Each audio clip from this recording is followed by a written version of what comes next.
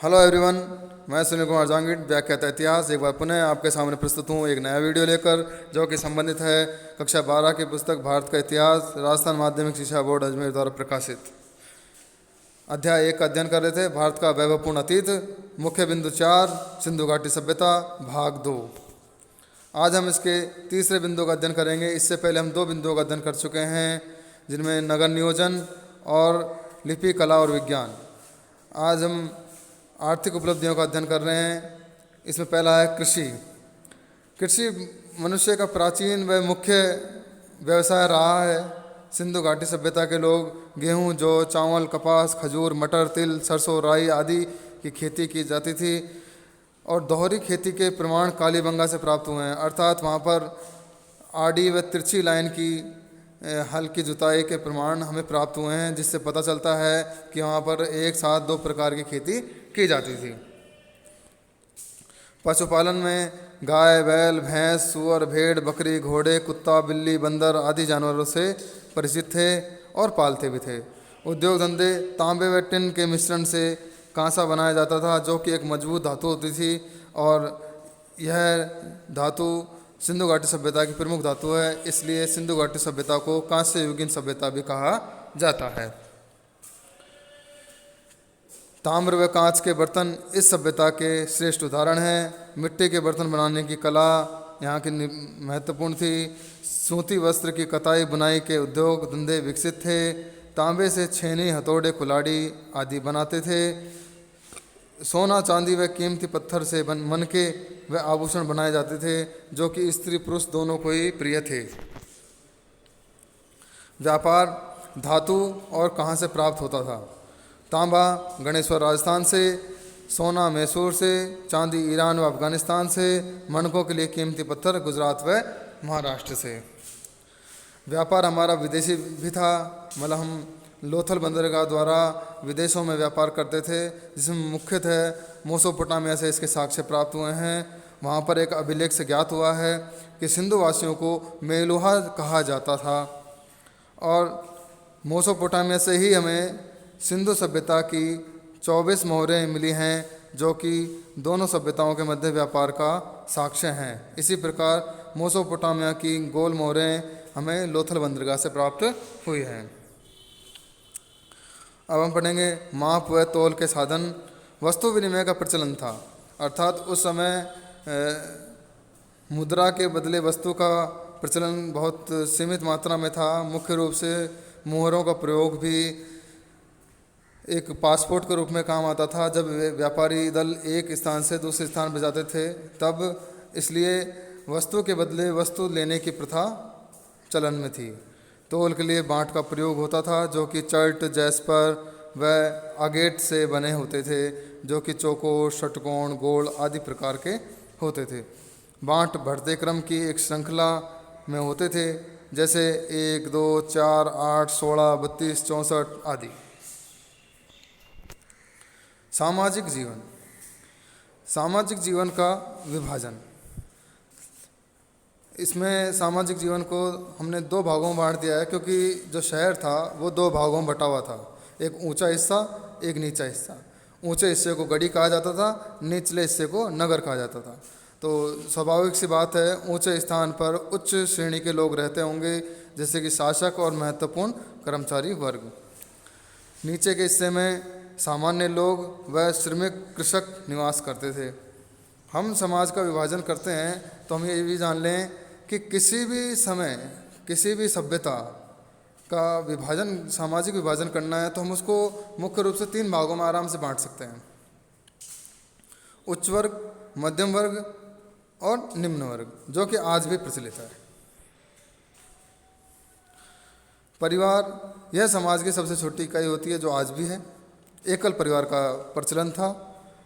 सबसे बड़ी बात कि उस वक्त का परिवार मातृ सत्तात्मक था। जिस तरह से आज पितृ सत्तात्मक है, उस वक्त मातृ सत्तात्मक, यानी कि माता ही घर की मुखिया होती थी। इसके प्रमाण हमें मातृ देवी की मूर्तियों से मिलते हैं, क्योंकि सिंधु सभ्यता के प्रत्येक पुरा स्थल से मातृ देवी की मूर्तियां प्राप्त हुई हैं। भोजन मांसाहारी और शाकाहारी दोनों प्रकार के निवास करते थे। अनाज व मसाले पीसने के लिए सिलबट्टे का प्रयोग किया जाता था। वेशभूषा सूती व ऊनी वस्त्र का प्रयोग करते थे। ऊपरी भाग वस्त्रहीन था, यानी कि कम से कम वस्त्र का प्रयोग किया जाता था। श्रृंगार व आभूषण, लंबे बाल रखना, चोटी बनाना, मांग निकालना आदि इनके शौक थे, जिनका प्रमाण हमें कंघियों से, दर्पण से और श्रृंगारदान से प्राप्त होता है। स्त्री पुरुष दोनों ही आभूषण पहनने के शौकीन थे। मनकों द्वारा बने आभूषण इनको बहुत ज़्यादा ही पसंद थे। मनोरंजन के साधन शिकार, संगीत, नृत्य आदि के प्रमाण हमें प्राप्त हुए हैं। धार्मिक जीवन, पूजा यानी कि उपासना, मातृ देवी की उपासना, मोहर पर मातृ देवी का चित्र मिलना और विभिन्न पुरास्थलों से मातृ देवी की मूर्तियां प्राप्त होना इसका प्रमाण है। पशुपतिनाथ शिव की उपासना, मोहर पर पद्मासन पुरुष के एक तरफ, ध्यान रखना इसका प्रश्न आ जाता है कि पशुपतिनाथ शिव का विवरण करें, तो उस मोहर का विवरण इस प्रकार है कि मोहर पर पद्मासन पुरुष के एक तरफ हाथी व बाघ, दूसरी तरफ भैंसा व गेंडा तथा नीचे हिरण अंकित है। और आज हम जो शिव की पूजा करते हैं उसका प्रारंभिक रूप पशुपतिनाथ शिव सिंधु घाटी सभ्यता से ही प्राप्त हुआ है। जल पूजा, विशाल स्नानागार जो मोहनजोदड़ो से प्राप्त हुआ है उससे पता चलता है कि वहाँ पर जल पूजा का प्रचलन था। पशु पूजा, कुबरदार बैल की अनेकों मूर्तियाँ प्राप्त हुई हैं, जिससे पता लगता है कि कुबरदार बैल उस वक्त का पूजनीय पशु रहा होगा। वृक्ष पूजा, मोहर पर 2 पीपल, एक ऐसी मोहर मिली है जिसमें 2 पीपल के वृक्षों के बीच में देवता की पूजा का अंकन है और 7 तस्वीरें हैं या 7 चित्र अंकित हैं जो उसकी पूजा कर रहे हैं। पृथ्वी पूजा, एक मूर्ति ऐसी प्राप्त हुई है जिसके गर्भ से पौधा निकलता हुआ दिखाई दे रहा है, जिससे सीधा प्रमाण पृथ्वी पूजा का लगाया जा सकता है। प्रतीक पूजा, स्वास्तिक, चक्र, स्तंभ आदि।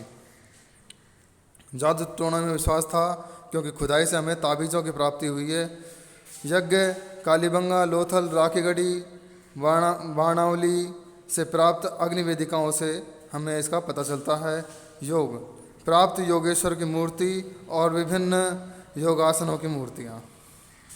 मृतक संस्कार 3 प्रकार के प्रचलन में थे। पूर्ण समाधि, आंशिक समाधि, दाह संस्कार और साथ में उनके साथ कुछ उनके यूज़ लिए गए सामग्रियां जो होती थी उनको दफनाया जाता था। अब हम इसको देख लें कि धार्मिक जीवन को हमने पढ़ा, हमने पूजा के बारे में बहुत कुछ पढ़ा कि पूजा, इसकी पूजा होती थी, उसकी पूजा होती थी, जल की, वृक्ष की, लेकिन हमको एक चीज़ का प्रमाण नहीं मिला है जो है मंदिर। हमारे मन में एक प्रश्न उठता है, क्या सिंधुवासी मंदिर निर्माण कला में निपुण थे? तो हम कह सकते हैं कि अभी इसके लिए हम कुछ नहीं कह सकते। यही भी मान सकते हैं कि सिंधुवासी पूजा में विश्वास तो अवश्य रखते थे, लेकिन मंदिरों को निर्माण में विश्वास उनका नहीं था। अब है राजनीतिक व्यवस्था। प्रमुख क्षेत्रीय केंद्र, इतना बड़ा साम्राज्य था, सभ्यता थी, यानी कि लगभग देखा जाए तो 2 लाख वर्ग किलोमीटर से बड़ा क्षेत्रफल था, तो पक्का है कुछ ना कुछ प्रशासनिक ढांचा वहाँ पर मौजूद होगा। इसलिए इसके 4 प्रमुख केंद्र हमने निश्चित किए: हड़प्पा, मोहनजोदड़ो, कालीबंगा और लोथल। व्यवस्थित नगर पालिका का साक्ष्य हमें नगर नियोजन से लगता है, क्योंकि उस वक्त भी इतनी सुव्यवस्थित नगर नियोजन था कि सड़कें समकोण पर कटती थी, ग्रिड का निर्माण करती थी, राजमार्ग की लंबाई निश्चित थी, गलियों की सबकी लंबाई चौड़ाई निश्चित होती थी। और देखा जाए तो जो नालियाँ होती थी जल निकास के लिए, उसकी व्यवस्था इतनी उत्तम थी कि इससे पता लगता है कि उस वक्त एक नगर पालिका सतत रूप से कार्य कर रही होगी। तो हम मान सकते हैं कि उस वक्त नगर पालिका मौजूद थी। शांति प्रिय निवासी,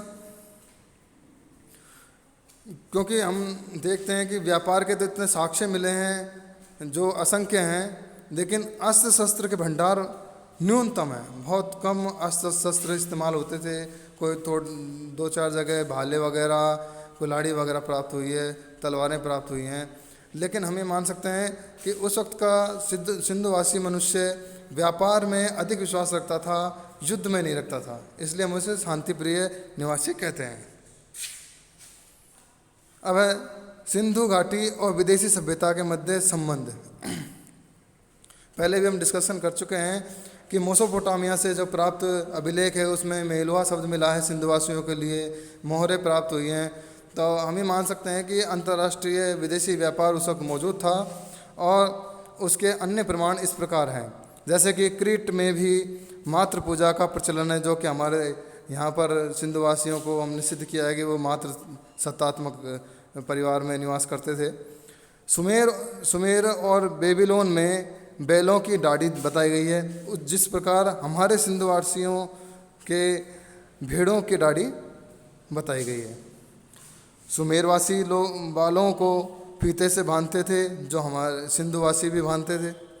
हड़प्पा की तरह मिस्र की कब्रों से लघु मक्खी के आकार की गुड़ियाँ,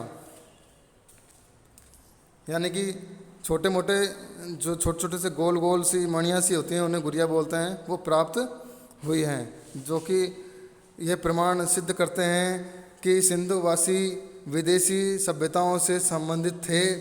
और देखा जाए तो हमको जो भी प्रमाण मिले उनसे पता लगता है कि सिंधु सभ्यता उस वक्त की एक विकसित सभ्यता थी और एक व्यवस्थित नगरीय सभ्यता थी।